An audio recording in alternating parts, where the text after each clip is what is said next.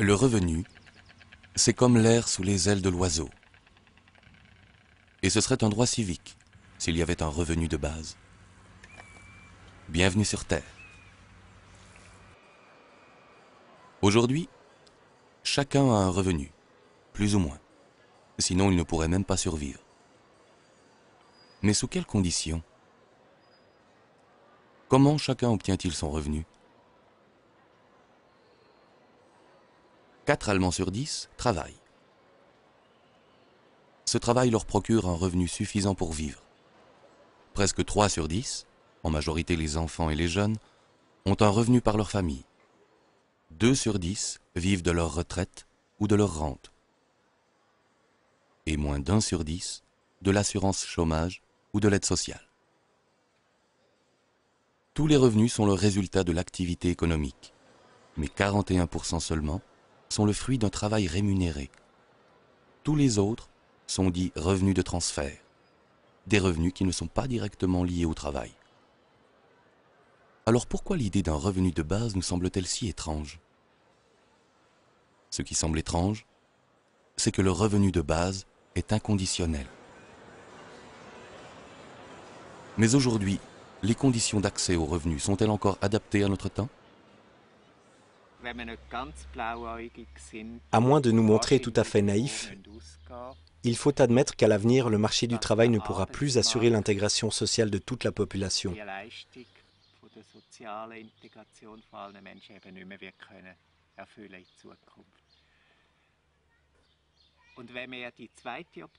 Cependant, en refusant l'alternative du revenu de base, nous sommes obligés de parier sur la croissance économique à n'importe quel prix.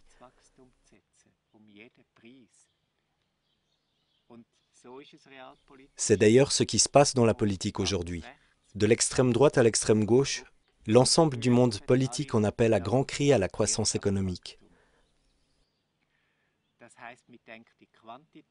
Ainsi, nous persistons dans une approche quantitative des problèmes et nous perdons toute chance de développer de nouveaux modèles d'organisation sociale d'une qualité supérieure.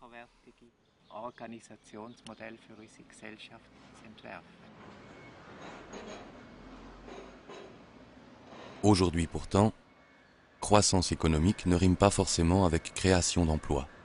Sous le trait, c'est même plutôt le contraire. En revanche, il n'y a pas de croissance économique sans consommateurs avec un bon pouvoir d'achat. Autrement dit, il faut que les gens aient de l'argent en poche. Demandons à Klaus Wellershof, économiste en chef de l'une des plus grandes banques du monde, première en gestion de fortune, ce qu'il pense d'un revenu de base inconditionnel. Soutenir les populations sans poser de conditions, à la longue, c'est un principe qui, je pense, devra s'imposer. Mais il lui faudra tout d'abord affronter les nombreux droits et privilèges dont nous bénéficions aujourd'hui.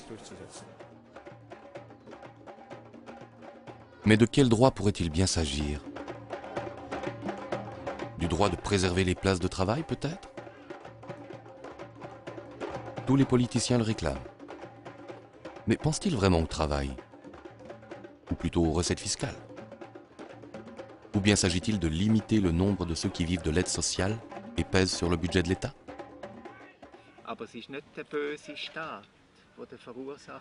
Ce n'est pas la politique de l'État méchant qui est responsable de l'explosion des coûts, c'est la rançon du succès. Le succès en question est celui de la rationalisation. Une rationalisation qui arrive jusqu'à notre porte.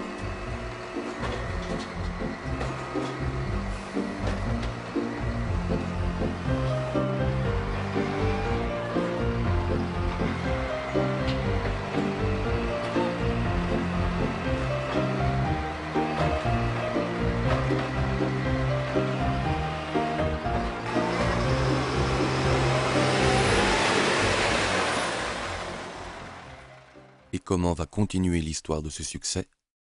C'est justement le sens de cette question. Elle se pose si on réfléchit aux revenus de base.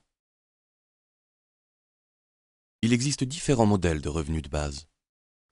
Tous ces modèles se rejoignent dans la définition du réseau allemand pour le revenu de base.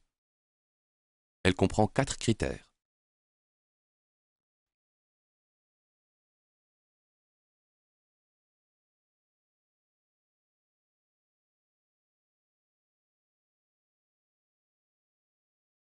Mais gardons les pieds sur terre. Le revenu de base ne signifie pas davantage d'argent pour chacun. Il ne vient pas d'en haut. Il ne s'ajoute pas. Il se développe à l'intérieur du revenu existant. Le revenu du travail diminue, mais le revenu total ne change pas. Ce qui change, c'est sa composition. Le revenu de base est un autre genre de revenu. Ce n'est pas un salaire minimum. Ce n'est pas le paiement de quelque chose. Ce n'est pas un revenu lié au travail. Chacun touche le revenu de base, quoi qu'il lui arrive.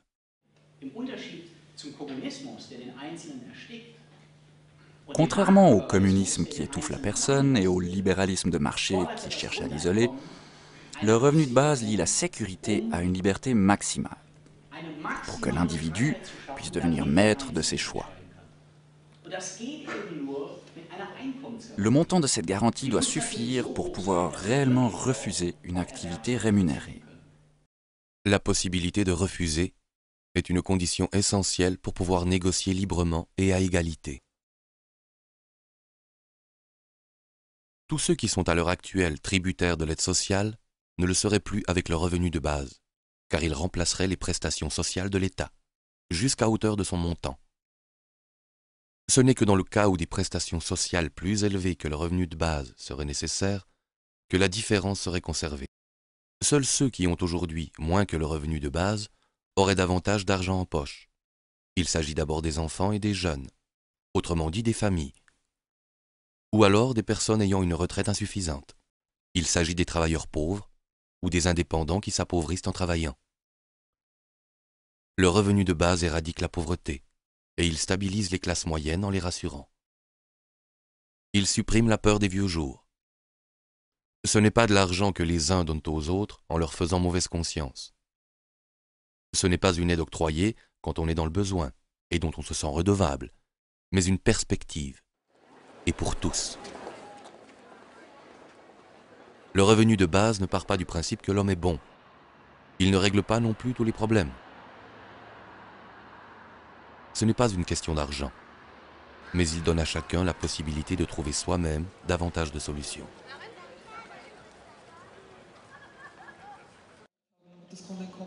En Autriche, en Suisse et en Allemagne, le revenu de base est un enjeu que l'on discute sérieusement.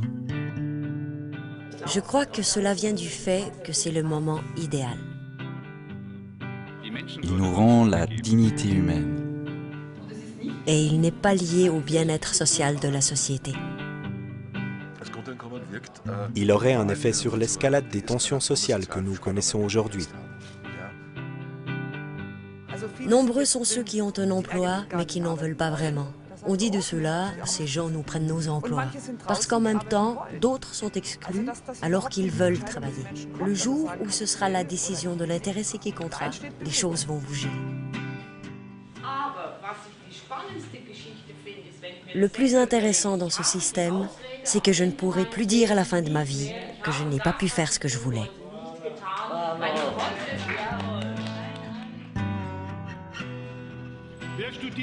Qui étudie uniquement parce que ses parents le lui demandent?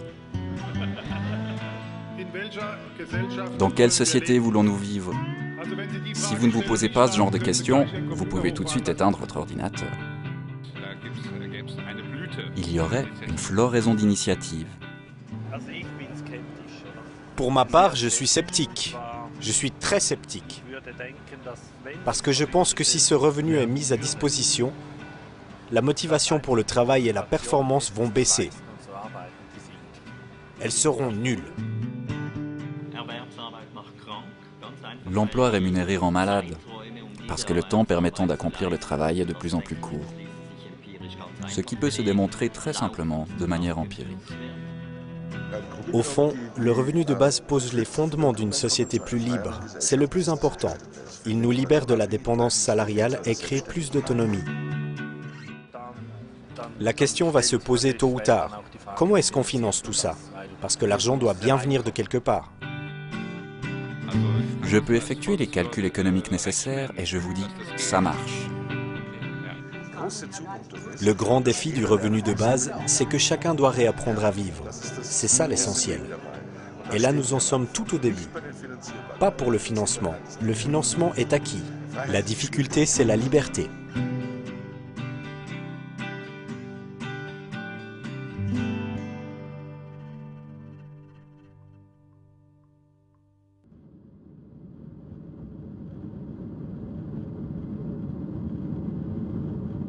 des visions d'horreur.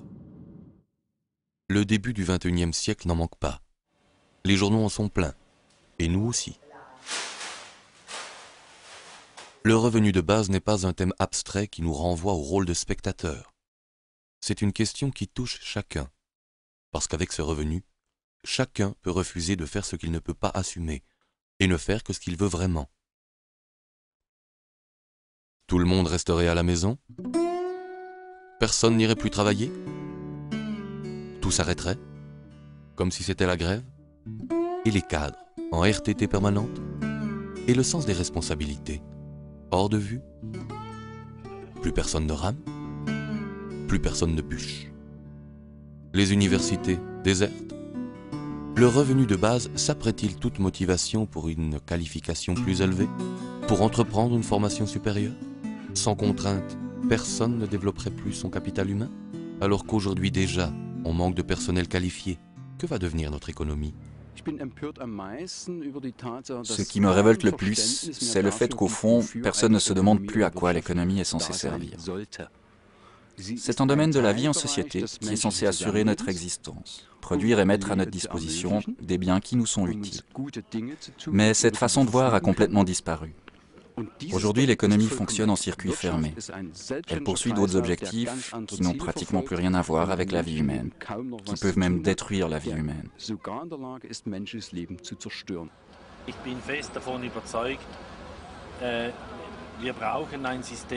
Malgré tout, j'en suis convaincu.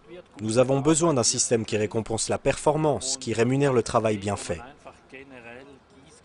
Mais avec un système fondé sur le principe de l'arrosoir où tout le monde recevrait la même paye ou salaire de base, au final, c'est toute la société du travail qui imploserait.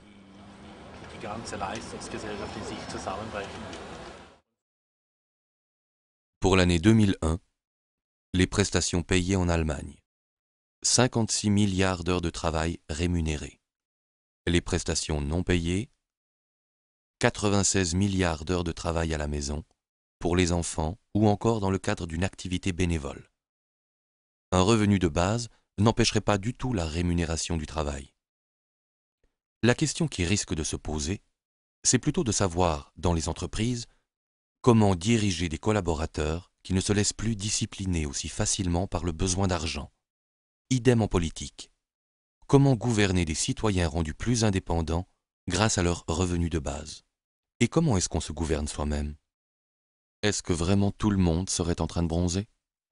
Avec une montagne d'ordures dans les rues? Les parcs, laissés au bon soin des retraités? Le revenu de base est-il suffisant pour corrompre la société du travail? Pour saper l'esprit d'indépendance? Le plaisir de la réussite? Est-ce que ce n'est pas l'ennui si tout le monde a déjà un revenu? C'est bon pour les 68ards et autres hippies qui prétendent que l'homme est bon par nature?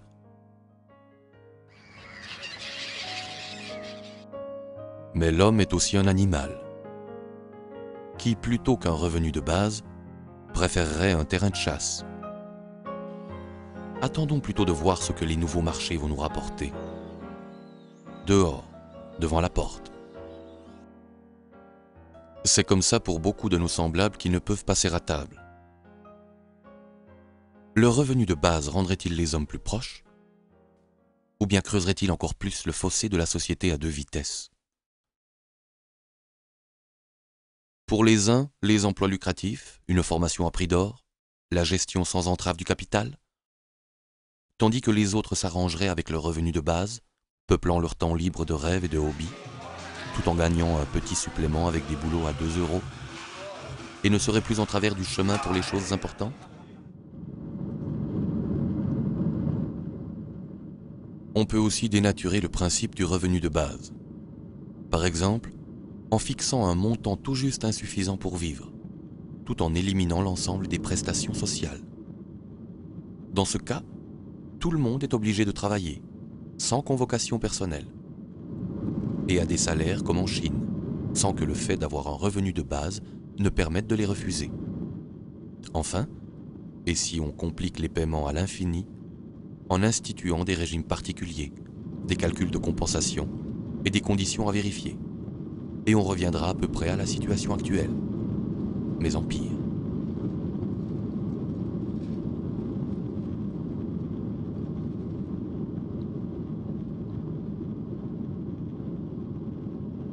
Qui ne veut pas travailler ne doit pas manger, a dit l'apôtre Paul en pensant à ceux qui n'apportaient rien à la communauté. S'ils sentent leur délivrance si proche qu'ils peuvent arrêter de travailler, disait-il, alors ils peuvent aussi arrêter de manger. Cet homme avait au moins le sens de l'humour. D'autres en manquent cruellement. Dans cette maison de redressement, on suspend les pensionnaires dans un panier au-dessus de la table et ils ne reçoivent rien parce qu'ils n'ont pas assez travaillé. Privation de nourriture. Toutes les règles deviennent abominables lorsque le bon sens les a quittées. Dans les débats sur le revenu de base, il s'agit tout d'abord de rompre avec les vieux schémas de pensée. Avec cette idéologie, par exemple, seul celui qui a ou qui cherche un emploi a le droit de manger. Il faut en finir avec cette idée fausse selon laquelle seul le travail rémunéré constitue une contribution méritoire à la société. En réalité, c'est souvent exactement l'inverse. Qui ne veut pas travailler ne doit pas manger. Cette maxime, nous l'avons intériorisée. L'artiste Joseph Beuys en a écrit une nouvelle version. Car nous avons assez à manger et des biens en suffisance. La question qui se pose, c'est celle du travail. Le travail pour obtenir les matières premières et le travail de production sont en train de disparaître. Dieu merci. Le sens de l'économie, c'est de libérer l'homme du travail. Ce n'est pas écrit dans le journal. Se libérer. Mais pour aller où? Ce n'est pas écrit non plus dans les directives des chefs d'entreprise. Licencier des collaborateurs n'est facile pour personne. Mais c'est pourtant comme ça que ça se passe. Mais si on reconnaissait cet état de fait en le considérant même comme un devoir, un autre sens apparaîtrait. Se libérer du travail veut dire aussi se libérer pour le travail. Penser qu'au-delà de la grille, il n'y aurait que vacances et loisirs, c'est le point de vue de la dépendance. Il ne reste alors qu'un espoir, de nouvelles places de travail. De quelle nature sont donc les places de travail dans lesquelles on investit aujourd'hui? Tous les investissements dans de nouveaux postes de travail sont en même temps des mesures de rationalisation. On y développe des méthodes pour économiser des emplois. Jamais un patron ne vous dira « Comment puis-je faire pour créer plus de travail ?» La tâche de l'économie, c'est de satisfaire des besoins. Efficacement, comme chacun le fait aussi. Elle n'a donc pas pour tâche de créer du travail. Et en face de cette réalité, on observe que chaque être humain porte en lui ses propres objectifs et son travail, et qu'il les abandonne parce qu'il ne peut les convertir en argent. Le problème de société que nous avons aujourd'hui, c'est que beaucoup de gens qui ont une place de travail n'ont en réalité qu'une place de revenu. N'avoir qu'une place de revenu veut dire avoir un travail uniquement pour épuiser son revenu. Un travail qui n'a pas de sens. Pour la société, ce manque de sens pose problème parce qu'il fait émerger beaucoup de frustrations et de pathologies chroniques.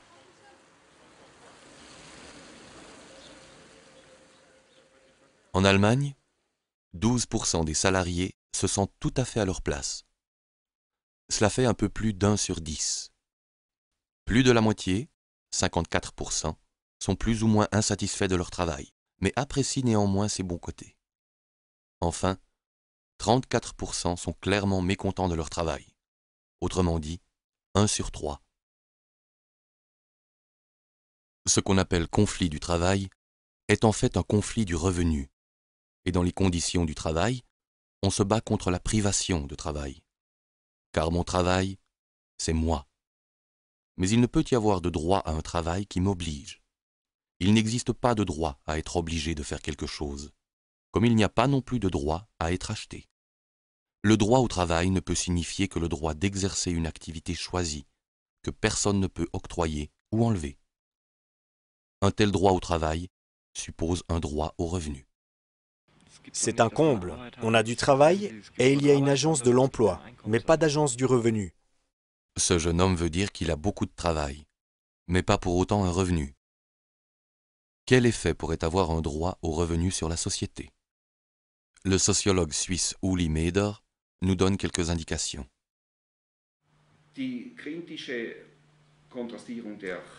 Face à l'orientation unilatérale et bornée de la société sur le travail rémunéré, il faut mettre l'accent sur la question du sens.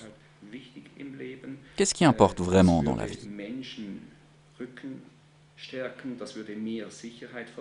Le revenu de base fournirait un appui fort aux gens. Il y aurait plus de sécurité, cela provoquerait un élan de créativité, de satisfaction. Les gens auraient moins besoin d'avancer en jouant des coudes. Ils seraient moins qu'aujourd'hui contraints d'obtenir des avantages pour eux-mêmes au détriment des autres. En créant des rapports de concurrence extrême, le système actuel casse les mécanismes de solidarité. C'est l'opinion d'un professeur de sociologie. Mais qu'en pense quelqu'un qui rentre du boulot et qui entend parler pour la première fois du revenu de base?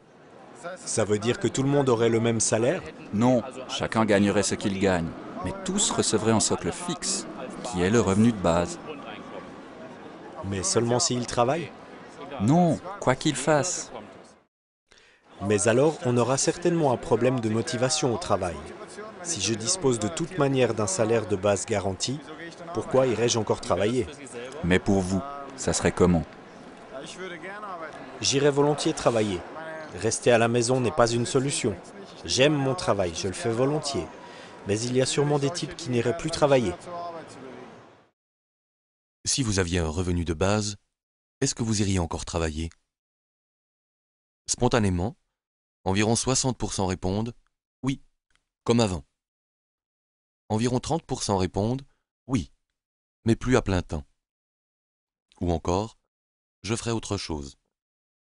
Et environ 10% répondent ouvertement « d'abord dormir et ensuite on verra ». Voyager, s'occuper des autres, reprendre des études. Si on instaurait un revenu de base, pensez-vous que les autres continueraient à travailler?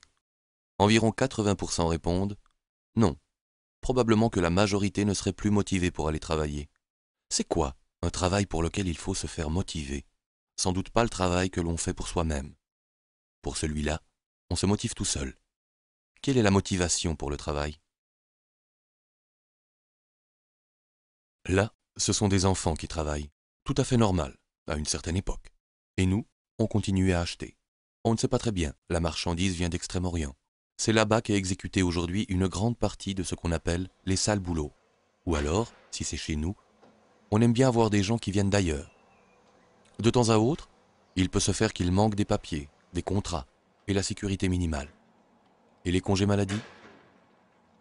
Les sales boulots, comme on dit, ne sont pas forcément sales en soi, mais plutôt à cause de la sale idée que l'on s'en fait, de leur faible rémunération et des mauvaises conditions de travail. Il s'agit souvent de nettoyer la saleté des autres. Au bout du compte, qui est-ce qui salit ce travail? Avec un revenu de base, on peut refuser. Mais à ce moment-là, qui fera les sales boulots? Il y a 3 possibilités.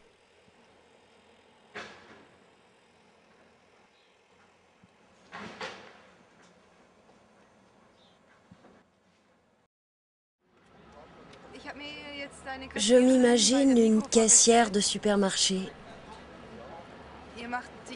Elle ne prend certainement pas plaisir à son travail. Si elle avait un revenu de base, est-ce qu'elle irait encore travailler? Posons la question à cette caissière.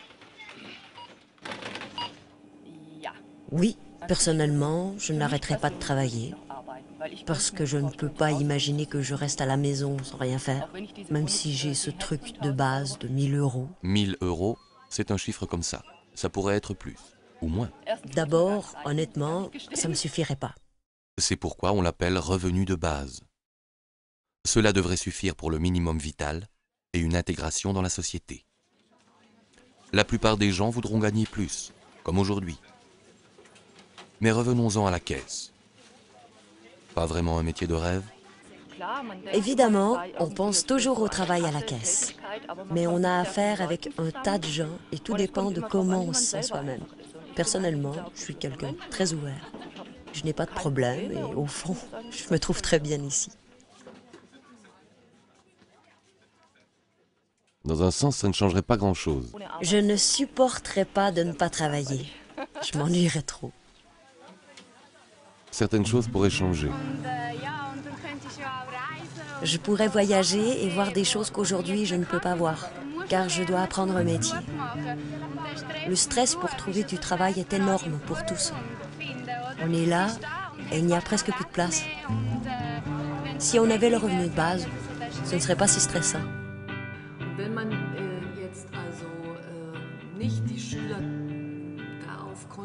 Et si on ne conditionnait pas les élèves pour qu'ils trouvent à tout prix la place qui leur convient dans la vie professionnelle? Une place qui n'existe plus pour tous depuis belle lurette. Je veux dire, cette situation mensongère dans laquelle nous nous trouvons aujourd'hui.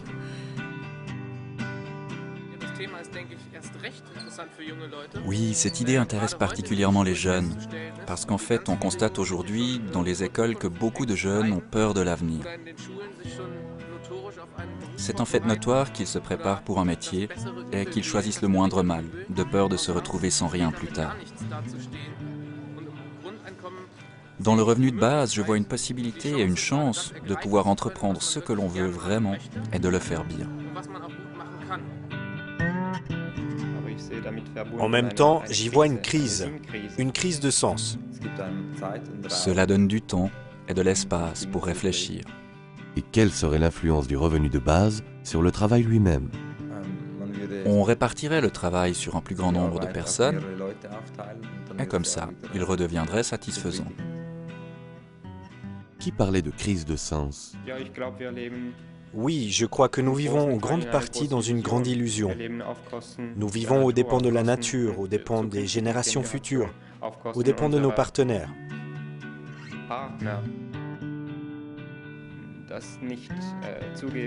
Nous ne voulons pas savoir que d'autres bossent pour nous. Cette dépendance mutuelle, cette fraternité de fait, si je ne la reconnais pas clairement, j'en suis redevable envers mes semblables. Voilà pour la fraternité. Qu'en est-il de l'égalité dans une démocratie?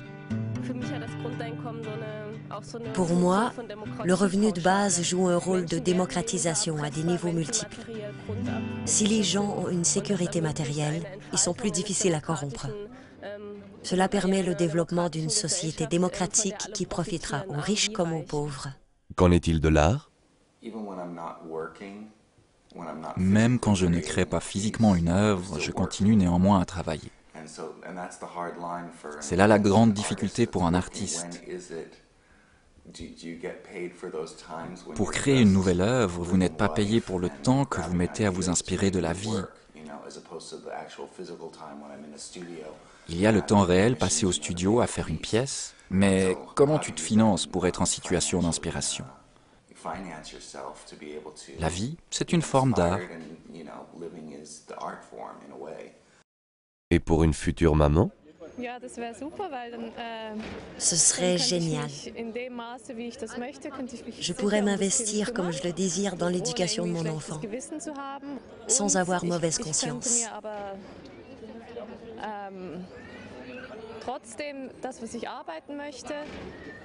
Et je pourrais organiser mon travail comme bon me semble, pas selon les besoins du bureau de placement. Oui, je pense que ce serait très bien, justement dans cette situation. Et lorsque l'enfant atteint l'âge adulte, il peut quitter plus vite le foyer des parents avec son revenu de base. Mais peut-on devenir adulte quand on sait que son revenu est assuré quoi qu'on fasse?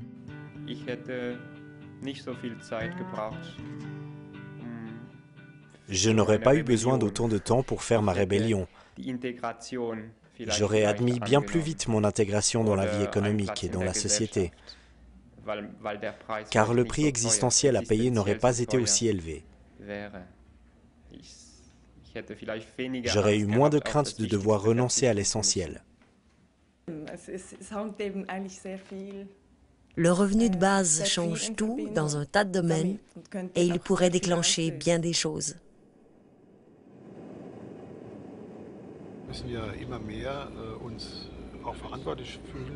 Nous devons de plus en plus nous sentir responsables de tout ce qui se passe sur notre planète. Nous ne pouvons pas nous isoler dans le monde actuel tant il s'est rétréci. Il est décisif que les hommes puissent tout d'abord faire la démarche intellectuelle de la séparation entre travail et revenu. Réaliser intérieurement cette séparation, se dire « j'ai un revenu pour pouvoir travailler » et non pas « je travaille pour avoir un revenu ».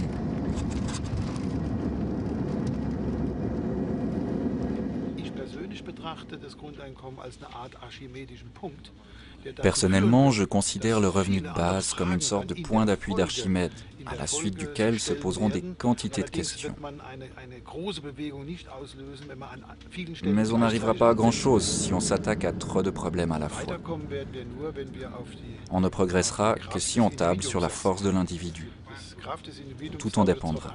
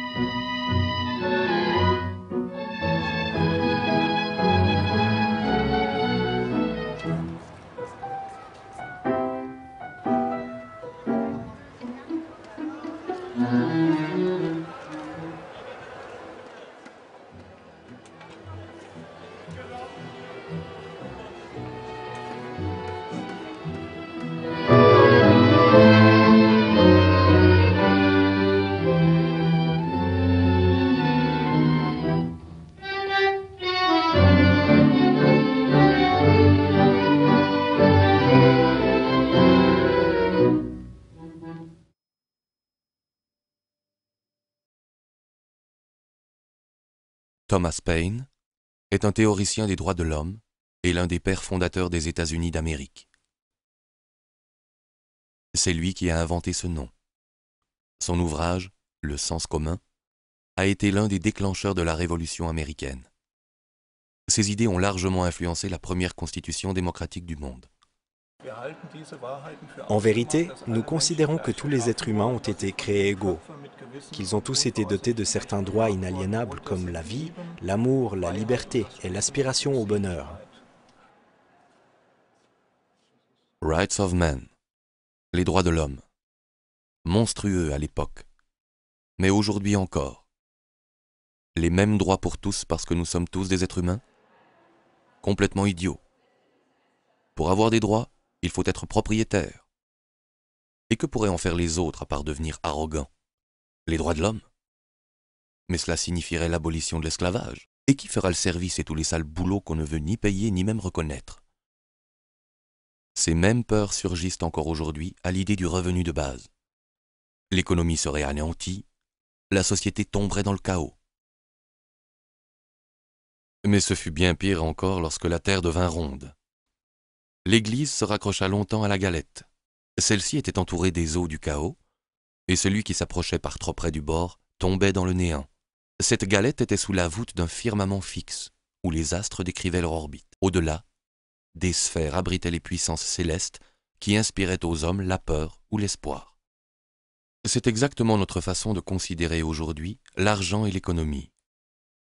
Toute une conception du monde, de l'ordre social, de la sécurité, découlait autrefois de la représentation de la galette.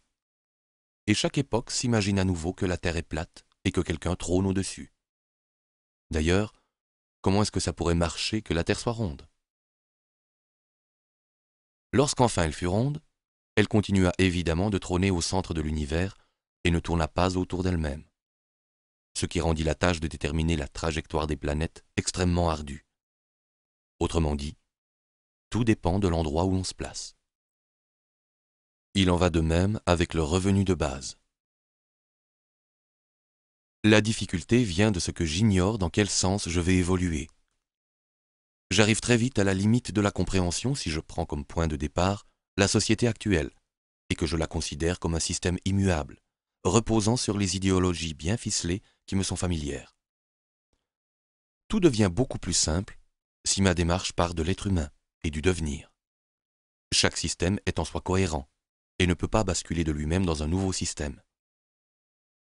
Seul l'homme en est capable. Voler a été durant des millénaires pour l'homme une utopie, et ce n'est pas faute d'avoir essayé.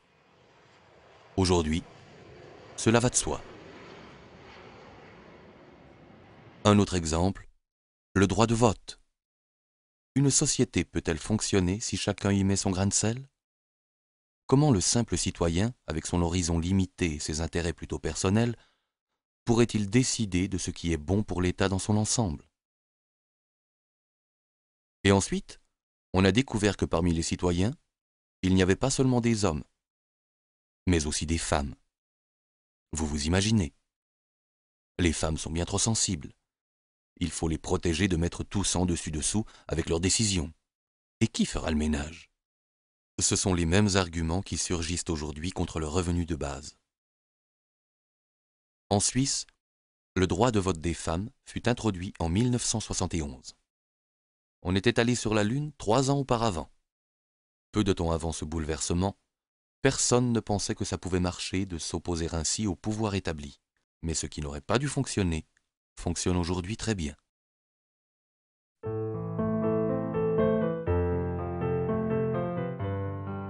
Le citoyen n'est plus dirigé par l'État. Désormais, c'est le contraire.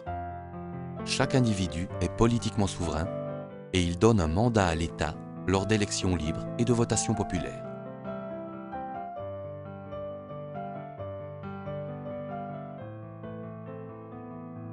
Le travail n'est plus seulement dicté par le marché du travail et l'homme seulement soumis à l'économie. C'est le contraire. Chaque individu est économiquement souverain et il s'engage librement pour un travail, avec le revenu de base qui est un droit pour chacun.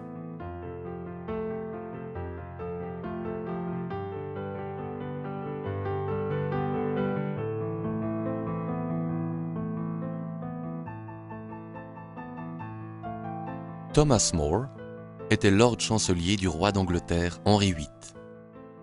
En 1535, on lui coupa la tête parce qu'il refusait de prêter main forte au règne de l'injustice.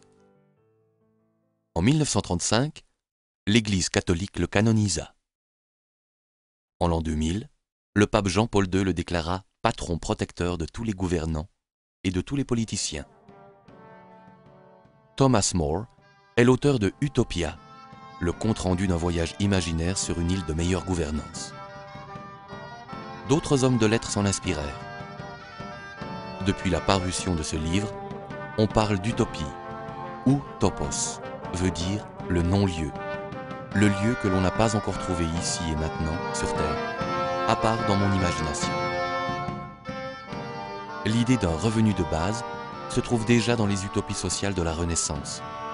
L'utopie est le lieu à partir duquel on peut dire où l'on se situe soi-même. Chaque époque réalise ce que la précédente n'a fait que penser. Les Lumières.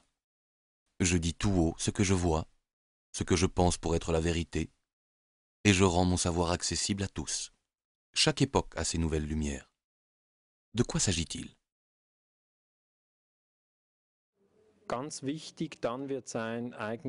Il sera très important d'avoir la capacité de penser et d'examiner de manière autonome, car dans les phases de bouleversement, les modèles de pensée hérités des parents, des maîtres, des pasteurs ou des docteurs en tout genre, s'avèrent subitement faux ou limités. Il faut alors rapidement élaborer un nouveau modèle de pensée et le consolider.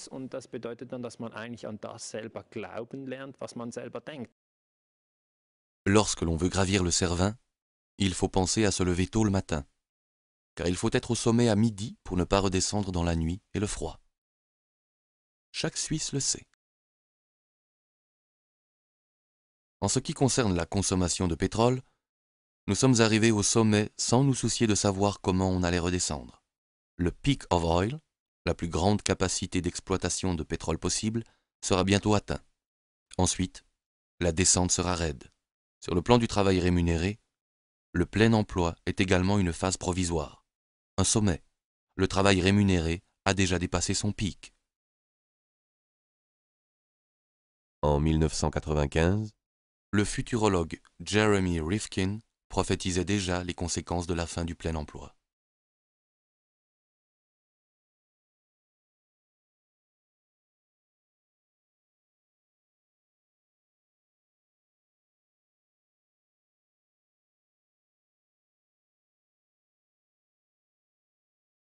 Les pronostics de Rifkin sont controversés, mais ils ne sont pas sans fondement.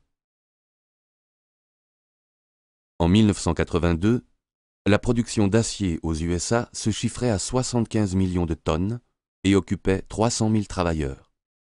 En 2002, 100 millions de tonnes furent produites avec seulement un quart des effectifs, soit 74 000 travailleurs. En même temps sont apparues de nouvelles places de travail, quelques centaines peut-être, dans le consulting et les technologies hautement spécialisées. Ce n'est pas le privilège de la production industrielle classique. Le même processus s'observe dans bien des domaines appartenant au secteur des services. La banque online en est un exemple extrême qui illustre néanmoins toute une évolution. Pour le même nombre de clients, elle n'a besoin que du 10e de l'effectif d'une banque conventionnelle. Ce développement ne se limite pas aux pays industrialisés. Il se manifeste dans le monde entier. Partout, les effectifs diminuent, alors que la productivité augmente. Là où le travail ne devient pas culture du travail, tout devient monoculture. Ce qui vit est la limite de la rationalisation.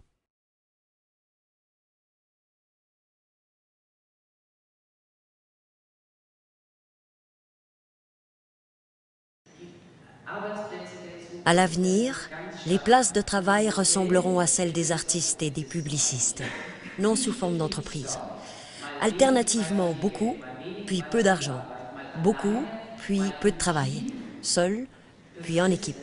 Et la plupart du temps, à durée déterminée et à la maison. Les temps nouveaux exigeront qu'on se laisse plus mener par la haine et la peur, mais qu'on réalise ses visions les plus hautes de la meilleure manière possible.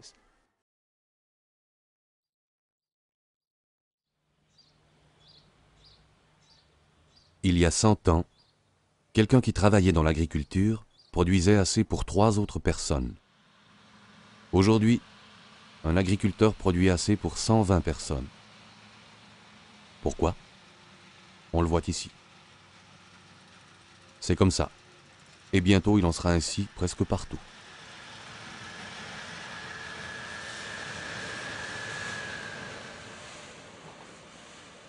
Aujourd'hui, un seul ouvrier fait tourner 100 fois plus qu'il y a 100 ans. C'était le but des générations qui nous ont précédés. Quel est le but aujourd'hui? Que tout continue dans le même sens et que la marche en avant soit un retour en arrière pour toujours plus d'humains? Un retour à la peur de nos ancêtres pour la survie, comme si nous n'avions pas besoin de nouvelles idées? Aujourd'hui, l'innovation technique semble aller de soi. Il en va cependant tout autrement de l'innovation sociale. Faut-il pour cela que la barque fasse naufrage?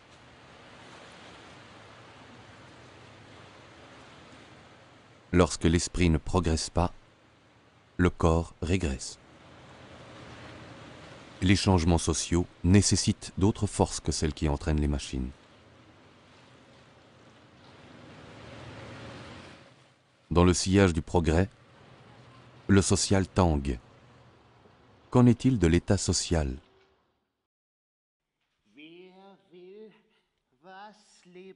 Pour reconnaître et décrire quelque chose de vivant, il faut d'abord en extraire l'esprit. On a alors les morceaux en main. Hélas, il manque encore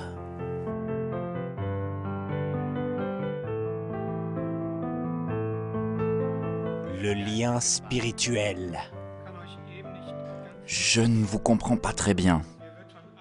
Tous ces propos me rendent bête, comme si ça moulinait dans ma tête.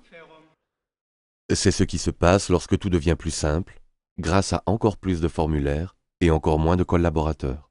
Si le contrôle et la méfiance étaient les moteurs qui font avancer une société, alors l'Allemagne de l'Ouest aurait absorbé l'Allemagne de l'Est. Que se passe-t-il avec la justice? Et pourquoi chaque doigt de ma main a-t-il une longueur différente? Une performance a-t-elle vraiment besoin d'une contre-performance? Le malentendu commence lorsqu'on croit aller au travail pour soi-même, parce qu'on en retire un revenu. Pourtant, tout le monde a un revenu, car tout le monde en a besoin. Chacun est redevable des prestations des autres. Si le revenu était seulement lié au travail, il faudrait donner les plus hauts revenus aux machines. En fait, les hommes qui cèdent leur travail aux machines ont tout de même besoin de revenus.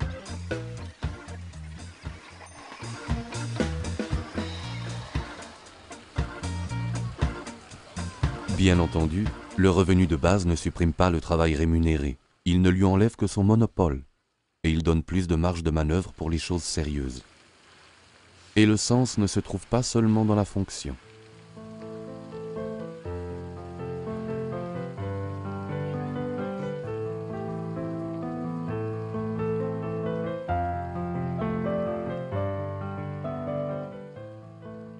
Il y a bientôt 50 ans, en Suisse, une machine à laver coûtait 3 550 francs.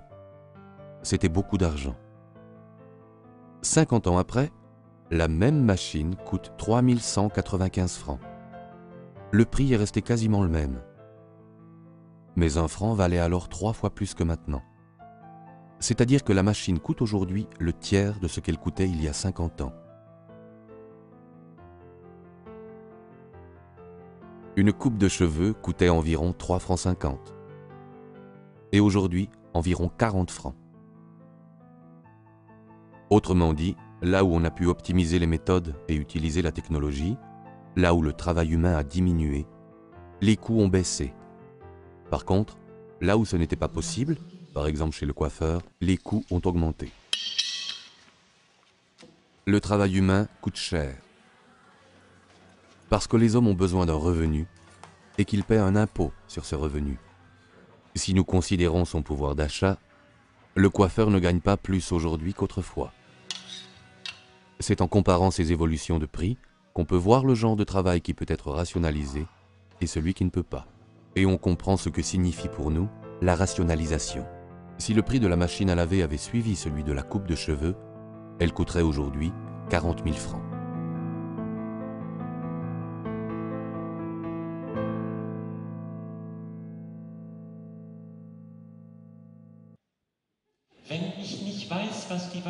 Si je ne connais pas toutes les charges dont la machine à laver m'a libéré, à part qu'elle lave mon linge, je ne peux pas savoir non plus si le revenu de base a le caractère d'une impulsion culturelle.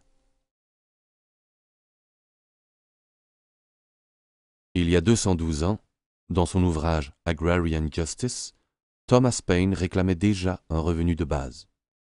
Il argumentait ainsi: « Tous les hommes naissent égaux et la terre nourrit tout le monde. Lorsqu'un être humain vient au monde, il a droit à un morceau de terre pour se nourrir. Mais lorsque la terre est déjà entièrement partagée entre quelques-uns qui pensent qu'elle leur appartient, il faut créer une compensation. Cette compensation est un revenu de base pour ceux qui n'ont pas de terre et ne peuvent ainsi subvenir eux-mêmes à leurs besoins. »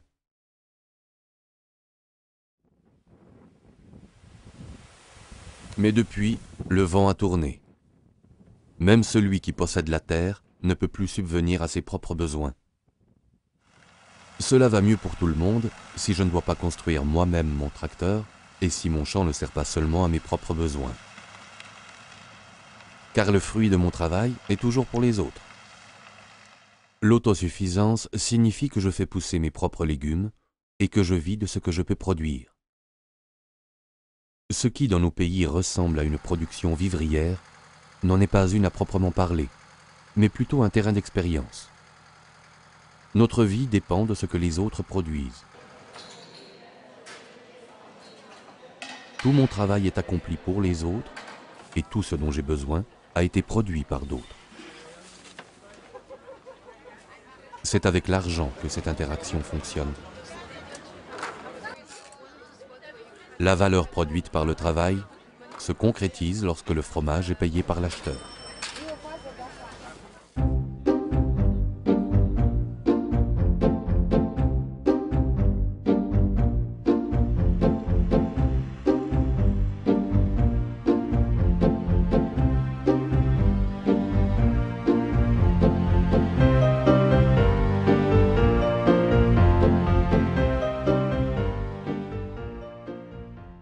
Je crois que ce que je fais est pour moi parce que je suis payé pour le faire.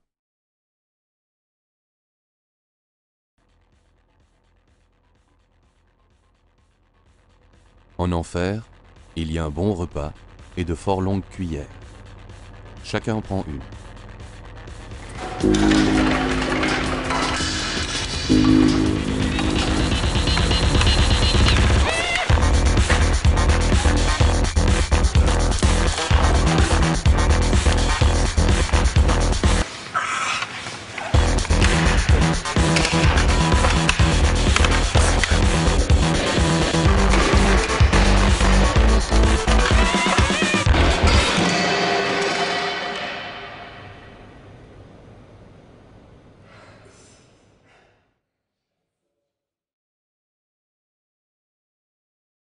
Au ciel, tout est exactement pareil. Il y a un bon repas et des cuillères. Chacun en prend une.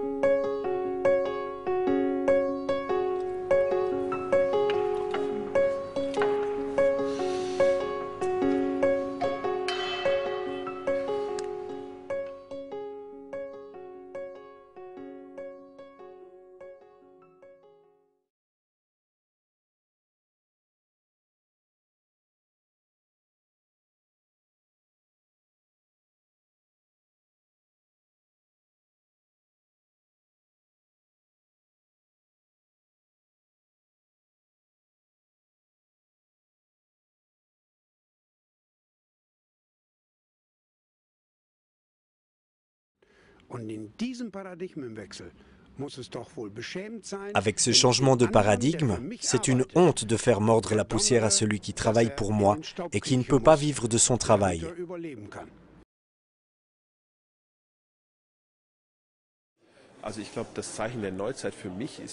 Pour moi, le signe des temps nouveaux, c'est l'individualisation absolue de la société. Les hommes ont des buts personnels, des représentations personnelles, et ils recherchent les moyens de les réaliser. L'argent joue un rôle énorme dans une société caractérisée par la division du travail. Autrement dit, l'argent comme moyen d'être libre, c'est à cela qu'on en revient toujours. Mais beaucoup de gens ne parviennent ni à éviter l'esclavage de l'argent, ni à poursuivre leur réelle aspiration à la liberté. C'est le côté tragique et aussi ironique de la situation présente. Devenir l'esclave de l'argent, qu'est-ce que cela veut dire? C'est mesurer chaque action à l'aune de l'argent. Comme si l'argent était la valeur en soi et qu'il fallait toujours en avoir plus. Prendre toujours plus de pouvoir sur l'argent des autres et sur leur espace vital. Les esclaves de l'argent réduisent les autres en esclavage par la valeur qu'ils donnent à l'argent. Avec le revenu de base inconditionnel, une partie de la totalité de l'argent servirait, par décision démocratique, à donner à chacun les moyens de sa liberté. L'homme serait roi et l'argent à son service. Est-ce que cela créerait aussi de meilleures conditions pour la situation globale? Absolument. Cela créerait la possibilité de faire ce qui est nécessaire dans le monde. Les gérants de fortune nous disent que le grand problème, c'est qu'il y a des masses d'argent, trop d'argent. En même temps, il y a presque partout des surcapacités de production. Et nous avons un chômage qui ne fait que croître, alors qu'il y a partout des travaux non exécutés.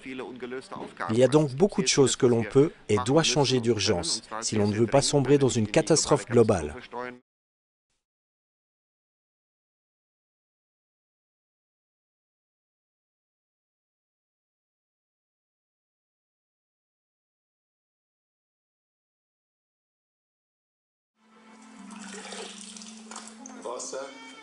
L'eau est un aliment. Comme tous les autres aliments, l'eau devrait avoir une valeur marchande.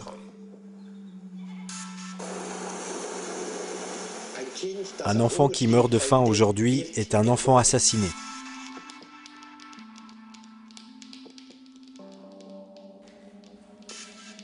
L'argent ne va pas là où on en a besoin.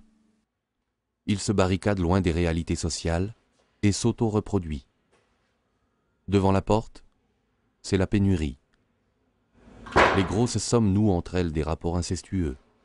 Ce qui sort de là n'a plus rien à voir avec l'amélioration des conditions de vie pour tous. En réalité, nous avons affaire à un système débridé qui est en train d'imploser. De quoi sera fait l'avenir? Les paris sont ouverts.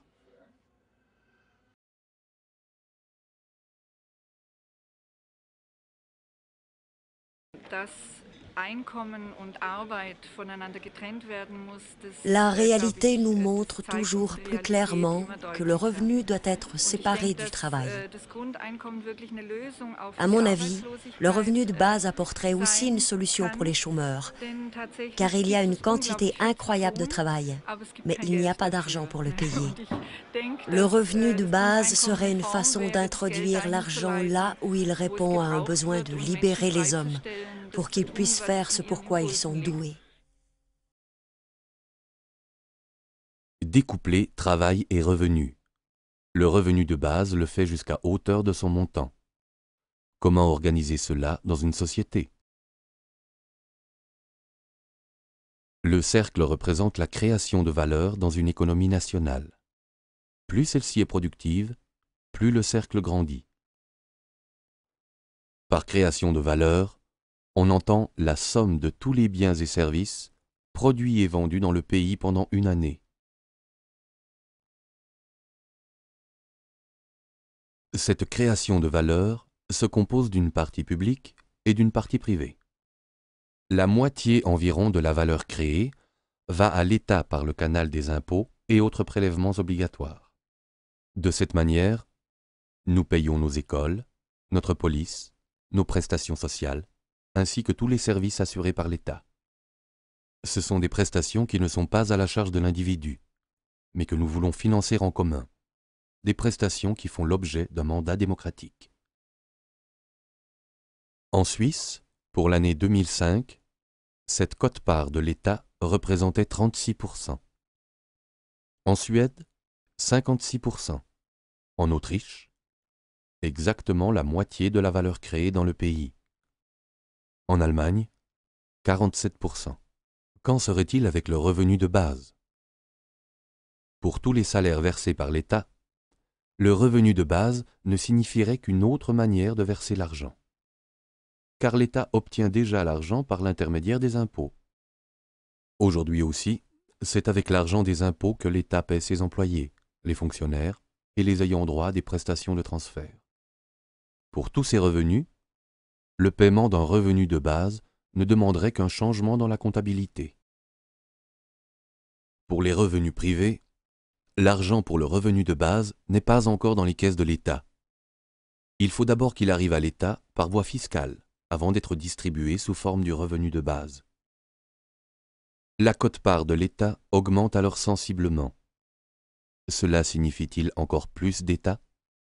Non, cela signifie moins d'État, moins d'inquisition, moins de mise sous tutelle, moins d'administration.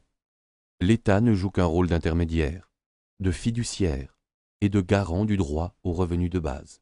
Mais les impôts vont augmenter. De quel impôt pourrait-il s'agir? A priori, il semble plus simple de prendre l'argent chez ceux qui gagnent le plus. C'était déjà l'idée de Milton Friedman, économiste. Financer une sorte de revenu de base par l'impôt sur le revenu. Les ménages nécessiteux auraient reçu un impôt négatif sur le revenu. Après avoir été développé dans les années 60 et presque introduit aux États-Unis, son modèle domina les débats sur le financement d'un revenu de base jusque dans les années 90. Pour Milton Friedman, l'État social devait être svelte et libéral. 50 ans plus tard, on ferait donc reposer le revenu de base sur un avoir qui ne va qu'en diminuant, celui du travail rémunéré. C'est ce qui arrive aujourd'hui à l'État social. Toujours plus de chômeurs et toujours moins de masse salariale à imposer. L'augmentation de l'impôt sur le revenu augmente les charges sur le travail rémunéré. Le chat se mord la queue. Le non-sens de l'impôt sur le revenu, c'est qu'il frappe le travail et sape ainsi sa propre base.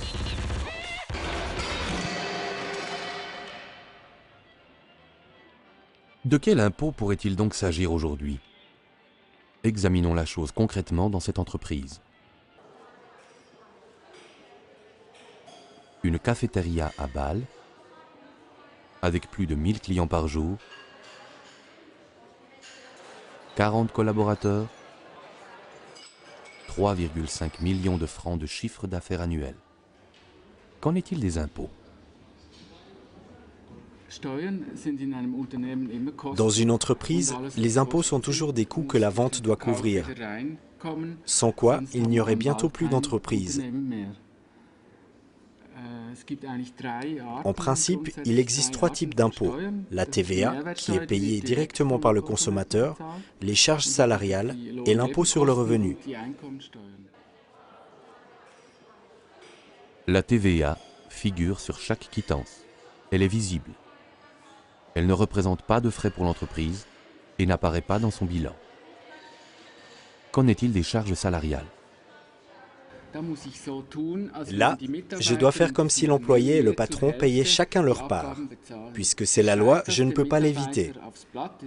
Je dois faire figurer la part de l'employé sur sa fiche de paye ainsi que dans la comptabilité. Mais c'est l'entreprise qui verse les 2 parts au fisc. Et cette somme vient évidemment des clients. Avec leur salaire, les employés reçoivent l'argent pour payer leurs propres impôts. Charge à eux de le verser au fisc. Bien entendu, ces impôts sur le revenu du personnel sont également intégrés dans les prix de vente. Qu'est-ce que je paye alors pour mon café au lait? Dans cet établissement, il coûte 5 francs 20. Un quart de ce prix sert à couvrir les frais d'infrastructure. Le bâtiment, l'énergie, le mobilier, la vaisselle. Un autre quart sert à payer les marchandises. Le lait, le café, et pour celui qui veut, encore un peu de sucre. La plus grande partie du prix sert à payer les salaires, le service, mais aussi le nettoyage et la gestion. Ensuite se rajoute la TVA, seulement 7,6% en Suisse. C'est un impôt qui n'est payé qu'au moment où le client achète et que tout le travail de création de valeur est récompensé. Mais si le plateau échappe au serveur, c'en est fini de la création de valeur. Même si, depuis les pâturages jusqu'ici, le café au lait a demandé bien du travail. Un café au lait renversé n'est pas un café au lait, et la TVA ne sera pas payée non plus. La TVA se situe à la fin de la création de valeur et figure bien en évidence sur la quittance. Mais il y a aussi des impôts invisibles, inclus dans le prix, qui ont été prélevés durant le processus de création de valeur. Dans les salaires, ce sont les impôts sur le revenu, les charges salariales et les charges sociales. Dans le coût des marchandises, il y a également des impôts, car il y a là aussi des salaires, notamment ceux qui ont été payés par les producteurs de lait, de sucre, de café et qui ont été intégrés dans les prix. Il en va de même pour les frais d'infrastructure. C'est toujours le consommateur qui paye, car c'est avec l'argent qu'il dépense que tout le reste devra être payé, y compris l'impôt. Je m'explique. Si tous les impôts étaient réunis en une somme invisible, comme la TVA, prélevée à la fin de la création de valeur, alors le fisc ne grignoterait pas la valeur des pommes vertes, mais attendrait qu'elles soient mûres. Chacun pourrait alors voir à hauteur de combien il contribue aux finances et à la bonne marche de l'État. La démocratie se réaliserait à la caisse. À la caisse, tous les citoyens sont égaux.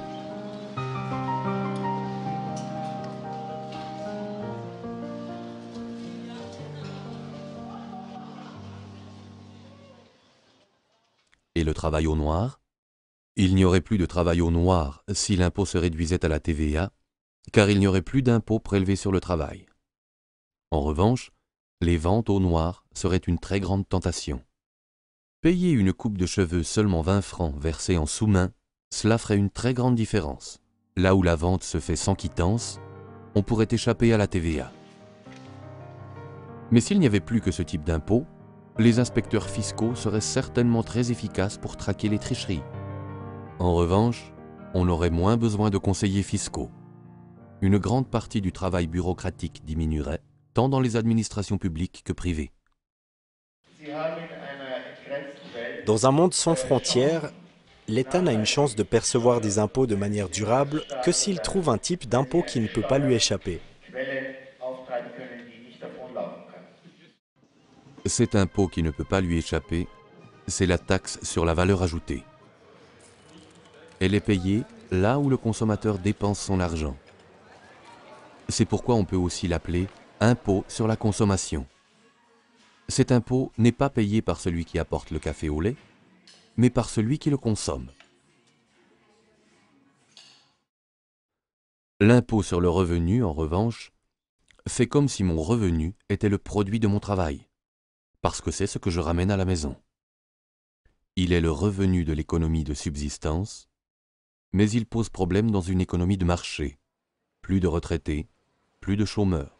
Aucun problème pour les finances publiques avec l'impôt sur la consommation.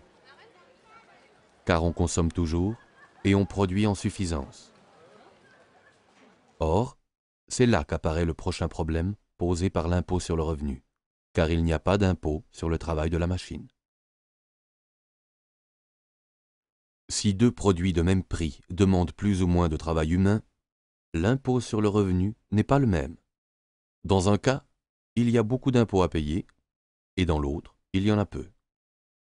Dans un cas, il y a beaucoup d'impôts à payer, et dans l'autre, il y en a peu.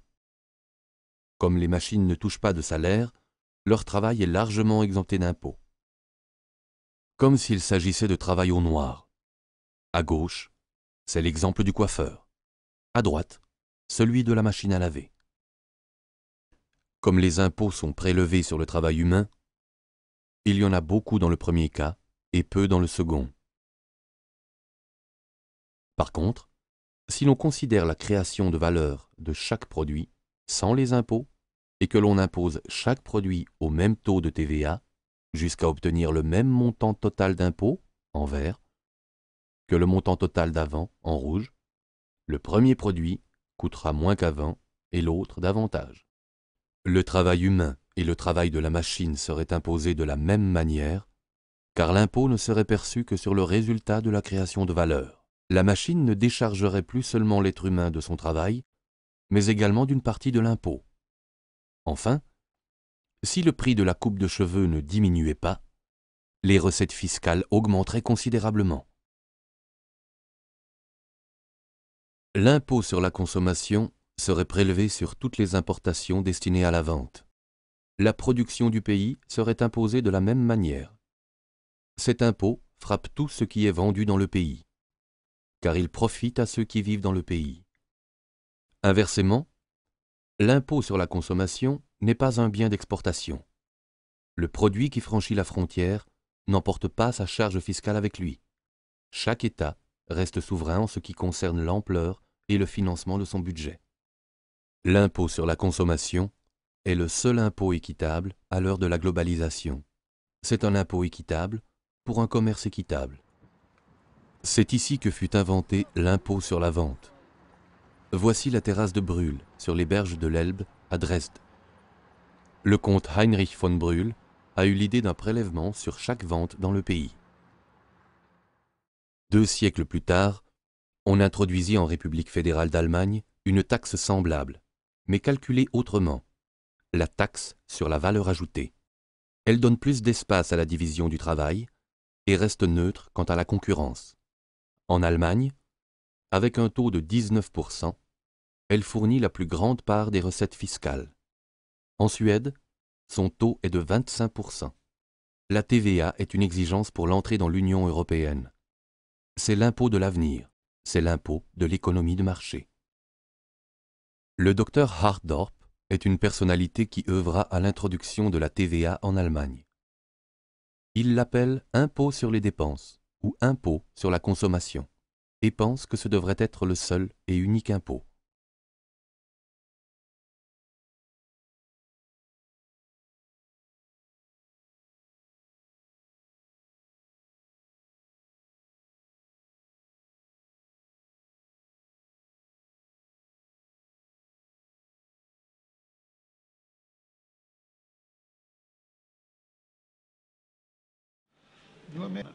La TVA, comme impôt unique, ce serait la méthode la plus simple. Elle dispense de toutes les déclarations d'impôts. Mais si la TVA reste le seul impôt, qu'en sera-t-il du plancher de taxation? Car le plancher de taxation est la composante sociale du calcul de l'impôt. Avec la TVA, le taux d'imposition est le même pour les pauvres et les riches. Qu'allons-nous faire de la composante sociale? Alors, on fait comme ça. On restitue la TVA aux gens pour un montant correspondant à leurs besoins de base. Cette restitution, c'est le revenu de base. La boucle est bouclée. Ainsi, nous en sommes revenus au revenu de base. Non pas à partir de la question du financement, mais en nous demandant comment faire de la TVA un impôt social. En tant que plancher de taxation, le revenu de base apparaît dès lors comme une suite logique de la TVA. En même temps, son inconditionnalité devient une évidence.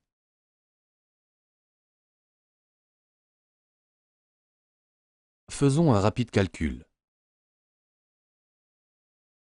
Admettons que le revenu de base soit fixé à 1 000 €, une somme due à chacun au titre de plancher de taxation et versée indépendamment des revenus.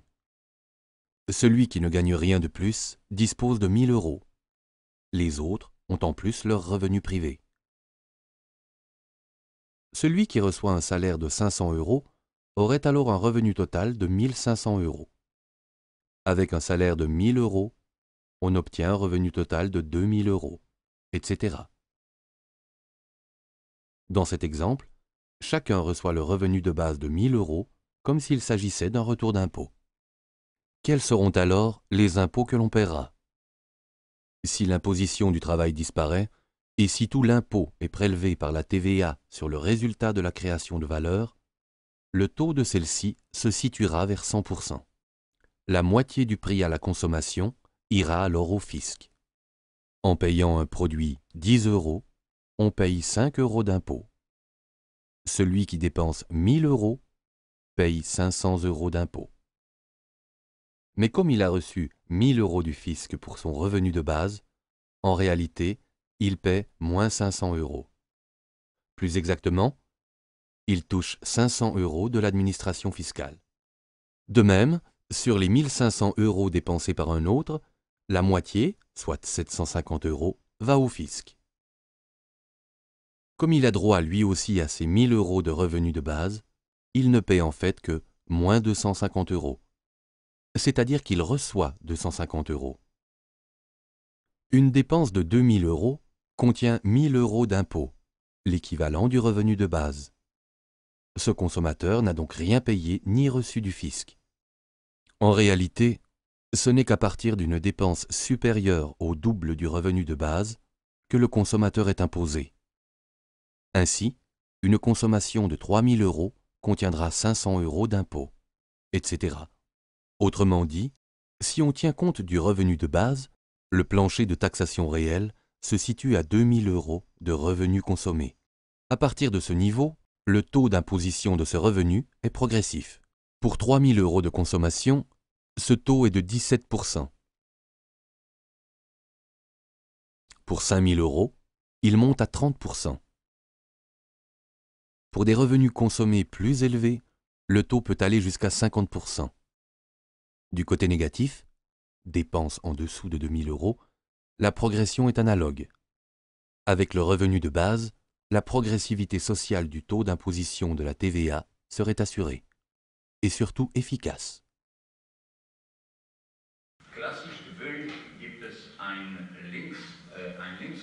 Un reproche classique de la gauche contre la TVA, c'est qu'elle est régressive.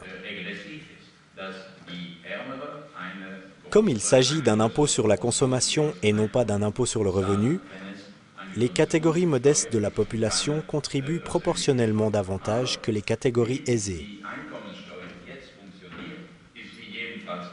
Mais le fonctionnement actuel de l'impôt sur le revenu n'est plus du tout progressif. Les contribuables aisés ont toutes les possibilités de s'arranger avec le fisc ou de le contourner.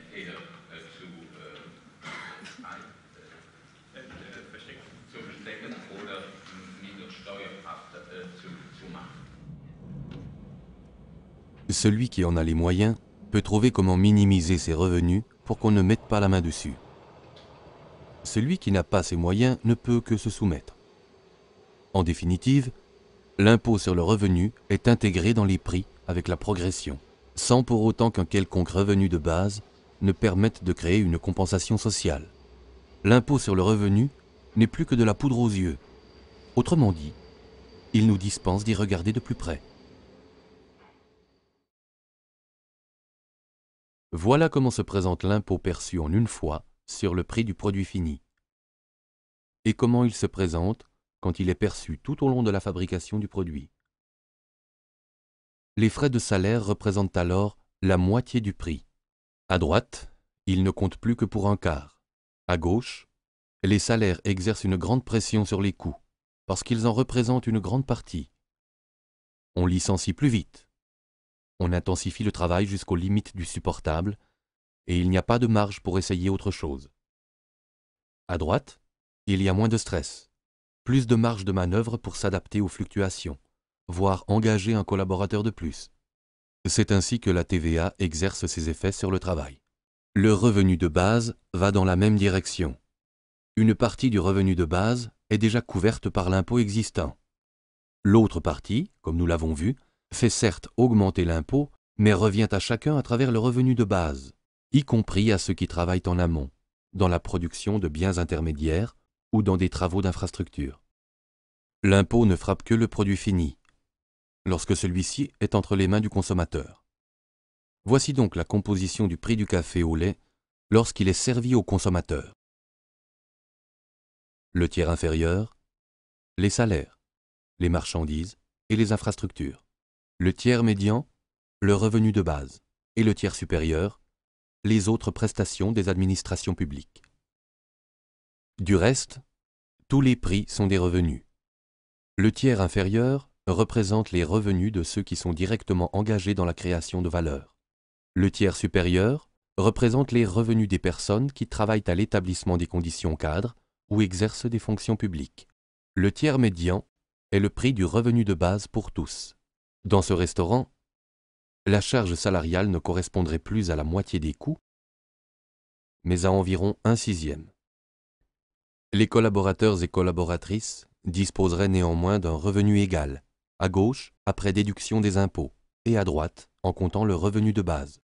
Et le prix du café au lait est resté le même. Le revenu total reste le même.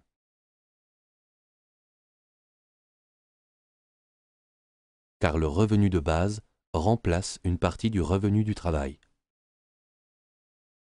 Voilà le principe. En pratique, le revenu de base crée une nouvelle force dans la négociation du salaire. Si le travail ne me procure qu'un peu de pouvoir d'achat supplémentaire, peut-être que je préférerais rester à la maison, m'occuper des enfants, qui d'ailleurs ont aussi un revenu de base, ou bien je me laisserai séduire par mon hamac, pas au bureau, mais chez moi. Enfin, n'importe quoi. Avec le revenu de base, celui qui démissionne en son fort intérieur peut aussi l'affirmer haut et fort. Il peut alors développer quelque chose de personnel, seul ou avec d'autres. Plutôt être convaincu par des projets que par un revenu. Car tout le monde va au travail en ayant déjà un revenu. On peut dès lors entreprendre quelque chose de nouveau. On peut demander à d'autres s'ils veulent participer, car ils ont également un revenu de base. Mais peut-être que je ne désire rien d'autre que de continuer mon travail. Le revenu de base introduit alors l'égalité dans la négociation du salaire. Il donne plus de poids à ma propre conception du travail et permet une réelle collaboration. Et peut-être qu'il faudra que l'employeur me paie un peu plus. Il s'ensuivra pas mal de changements dans la culture d'entreprise. Quel est le montant des revenus du travail? Cela fera l'objet d'une nouvelle négociation. Cette négociation présente de nombreuses facettes. Si dans une famille, seul l'un des partenaires ramène un salaire, les enfants ne rapportant que des allocations, alors l'autre partenaire a un revenu par son conjoint. Et les enfants aussi. Le revenu de base, à hauteur de son montant, casse la relation entre revenu et appartenance à l'entreprise ou à la famille. Ainsi, la démocratie parvient dans sa totalité jusqu'à l'individu. Le revenu de base est un facteur d'émancipation. Plus d'égalité dans la famille et plus de chances sur le marché du travail. Willy et Hans sont des collègues dans la même entreprise. Ils ont le même travail et le même salaire. Nous sommes en Suisse, et avec 10 000 francs, on peut vivre bien. Encore cela dépend-il du nombre de personnes qui doivent en vivre. Hans a une famille, une femme et 2 enfants. En admettant qu'en Suisse, le revenu de base se monte à 2 500 francs, et que les enfants en touchent la moitié, la famille toucherait le revenu de base de Hans, de sa femme et des enfants, soit un total de 7 500 francs. Auparavant, Hans devait gagner 10 000 francs, et maintenant il peut aller travailler pour un salaire de 2 500 francs. Le revenu de la famille reste le même. Willy vit seul. Ah oui, il a un chien, mais les chiens ne touchent pas de revenu de base. Avec son revenu de base, il a le même revenu total s'il travaille encore pour 7 500 francs. Conclusion. Maintenant, Hans est clairement avantagé sur le marché du travail. Car ayant une famille, il a un revenu de base important et bénéficie ainsi d'un pouvoir de négociation plus fort, sans que sa famille n'ait à en faire les frais. Comment va se passer la négociation des salaires? Il est illusoire de croire que des rémunérations complètement différentes puissent être versées pour un même travail. Il ne sera pas possible que le montant du salaire s'oriente exclusivement vers celui de Willy ou vers celui de Hans. Quelque chose de nouveau va en résulter. Le niveau de salaire se situera quelque part entre les deux, c'est-à-dire vers 5 000 francs. Même entreprise, même travail, même salaire. 5 000 francs pour Willy comme pour Hans. Mais Hans, avec sa famille, reçoit alors davantage qu'aujourd'hui, et Willy, malgré tout, un peu moins.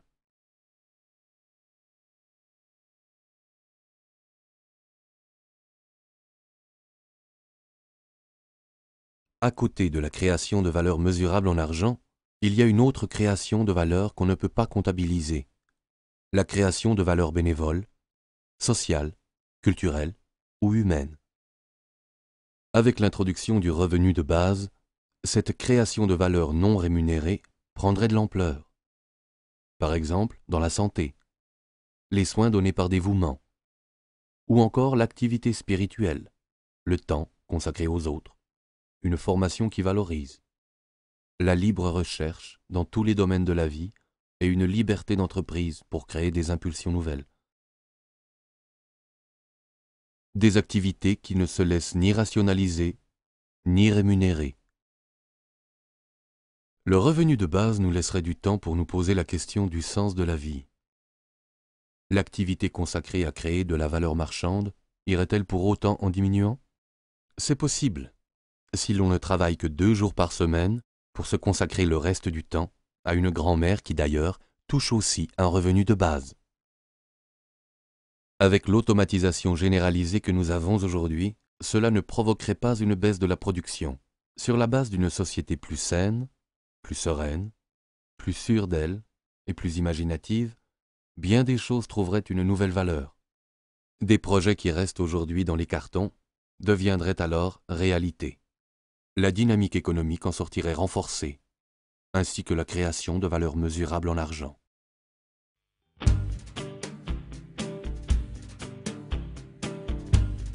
De quoi avons-nous le plus besoin aujourd'hui? De confiance. Et de quoi souffrez-vous le plus? Du froid. Le revenu de base, c'est fantaisiste ou raisonnable? Je pense que c'est rationnel et économique. Pourquoi alors n'avons-nous pas encore de revenu de base? Il y a en nous une collision entre notre boussole intérieure et le problème devant lequel nous sommes. Nous ne parvenons pas à les concilier. Et comme nous ne sommes pas encore assez loin pour nous demander s'il y a quelque chose qui cloche dans nos convictions, pour nous demander si nos convictions sont encore adaptées à notre temps, nous nous accrochons à ce que nous avons. Tout est orienté, les écoles, les universités, tout, vers la société du travail. Nous ne pouvons renoncer à cette orientation. Au fond, il s'agit d'un symptôme. S'accrocher à de vieilles conceptions dans une situation nouvelle comme celle que nous vivons maintenant est symptomatique du fait que ces vieilles conceptions nous ont déjà lâchés.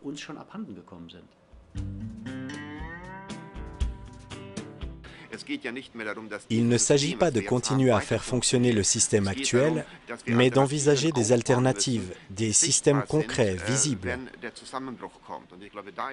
En ce sens, l'idée du revenu de base, même si nous commençons à la réaliser sur un plan régional, représente une alternative que je considère comme excellente, parce qu'elle propose un ordre différent, mais pas quelque chose d'incongru ni d'irréalisable.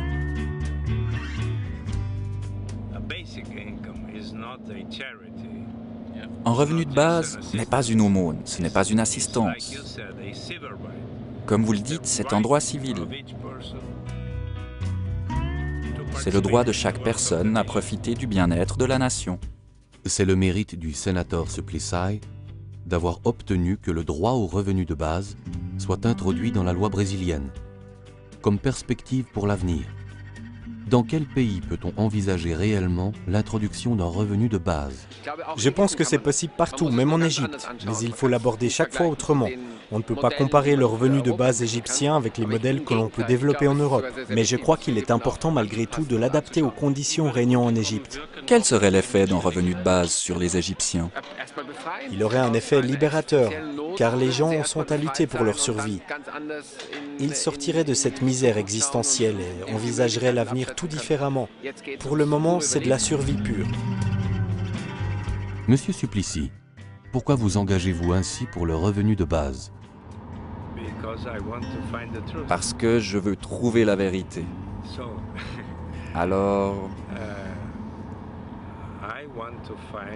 je veux trouver le moyen d'éradiquer la misère, de construire une société équitable, d'améliorer la distribution des revenus, d'établir la justice.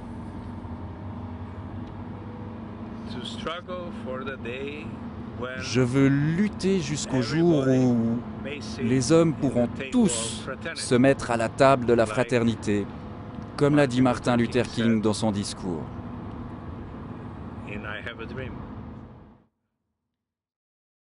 I have a dream. I have a dream today.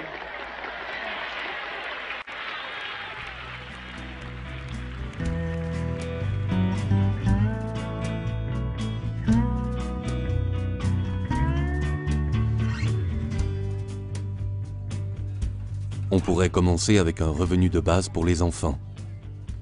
Par exemple, dès l'année de naissance 2000, avec les enfants, le revenu de base grandira dans la société. Mais on peut aussi commencer avec son propre revenu, en le concevant d'une autre façon. Ihr rechnet Lors de l'estimation du revenu de base, nous ne calculons pas la prestation fournie. Mais par ce revenu, nous rendons possible la contribution de chacun à la société. Le travail que vous ou que d'autres exécutent n'a pas de prix, mais votre revenu le rend possible. On pourrait commencer par introduire le revenu de base dans une région. Par exemple, en Midi-Pyrénées. Ou dans une ville comme Tarbes.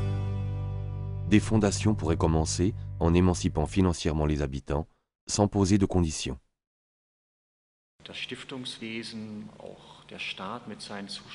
Les fondations, de même que l'État et ses subventions, sont là pour financer une vie culturelle autonome et des œuvres sociales.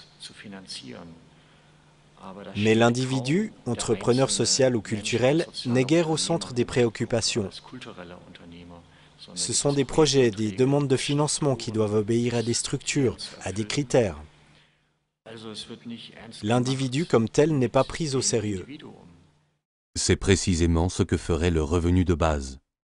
Prendre l'individu au sérieux. Le plus souvent, on rétorque que précisément, on ne peut pas faire confiance à l'individu, qu'en général, il ne connaît pas son propre potentiel et ne fait rien de son propre chef. Quelle est l'expérience de la directrice du Centre de promotion de l'existence pour les chômeurs à Francfort? Les idées sont là, mais elles sont enfouies sous les gravats de l'existence, les angoisses, les fausses représentations de ce qui est possible, de ce qui est autorisé, de ce que l'on peut ou veut faire. Je suis certaine que le revenu de base aiderait à débloquer les potentiels. Il y aurait d'ailleurs des retours pour l'économie et pour la société. Quel serait le montant du retour sur l'investissement que représente le revenu de base? Je pense qu'il serait très important. Mais alors, il faudrait qu'on commence avec cet investissement. Mais l'investissement profite à tout le monde, même à ceux que je n'aime pas. Je trouve même que c'est très important. Toute ma vie, je me suis donné de la peine pour me discipliner, pour être performant, être capable d'une activité plus ou moins dotée de sens. Et les voilà donc qui se ramènent, ces jeunes gens qui n'ont aucune discipline. Et c'est à ceux-là qu'on devrait donner de l'argent. Mais c'est un scandale. À mon sens, c'est ce sentiment qui se cache derrière le refus du revenu de base. Mais comme ce n'est tout de même pas très chic de mettre cet argument en avant, on dit « Mais comment allons-nous le financer ?»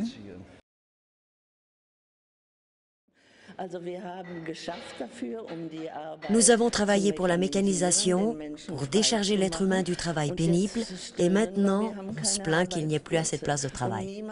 Et personne ne dit, mais non d'une pipe, c'est justement pour ça que nous avons trimé dur pendant 100 ans, pour ne plus travailler autant. Aucun parti politique ne le dit, et cela me met en rage. L'argument décisif est en fait une vengeance personnelle. Il ne faut pas que ce soit mieux pour les autres que ça ne l'a été pour moi. Et cet esprit de vengeance est torpillé par le revenu de base. Mais alors, si je peux me débarrasser de cet état d'esprit, je ne fais pas seulement quelque chose pour le revenu de base, mais aussi pour ma propre santé et pour mes facultés d'être social.